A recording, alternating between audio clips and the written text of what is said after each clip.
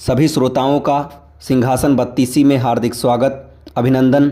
आज 13वीं पुतली की कहानी आपको सुनाई जाएगी। 13वीं पुतली कीर्तमणि की कहानी।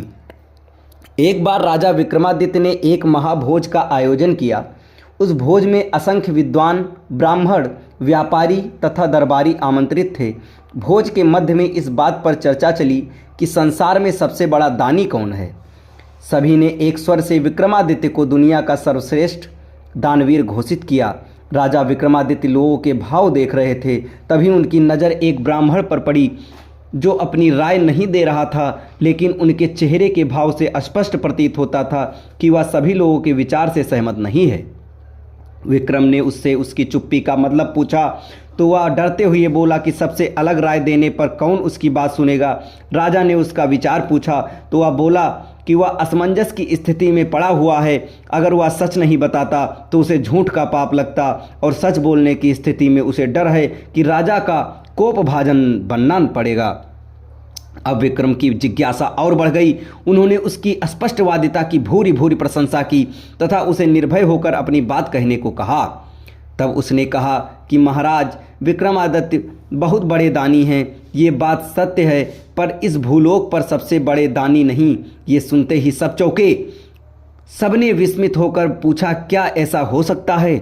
उस पर उस ब्राह्मण ने कहा कि समुद्र पार एक राज्य है जहाँ का राजा कीर्तिध्वज जब 1,00,000 स्वर्ण मुद्राएं प्रतिदिन दान नहीं करता, तब तक अन्न जल भी ग्रहण नहीं करता है। अगर ये बात असत्य प्रमाणित होती है तो वह ब्राह्मण कोई भी दंड पाने को तैयार था।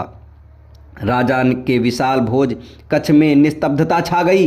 ब्राह्मण ने बताया कि कीर्तिध्वज के राज्य में वह कई दिनों तक रहा और प्रतिदिन स्वर्ण मुद्रा लेने गया।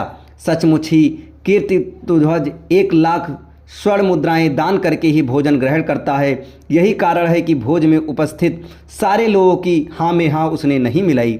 राजा विक्रमादित्य ब्राह्मण की स्पष्टवादिता से प्रसन्न हो गए और उन्होंने उसे पारितोषिक देकर सादर विदा किया। ब्राह्मण के जाने के बाद राजा विक्रमादित्य ने साधारण वेश धरा और दोनों बेतालों का स्मरण किया।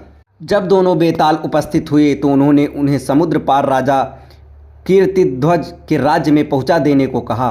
बेतालों ने पलक झपकते ही उन्हें वहां पहुंचा दिया।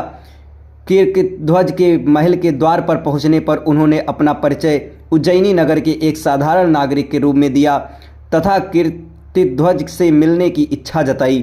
कुछ समय बाद जब वे कीर्तिध्वज के सामने उपस्थित हुए तो उन्होंने उसके यहाँ नौकरी की मांग की। कीर्तिध्वज ने जब पूछा कि वे कौन सा काम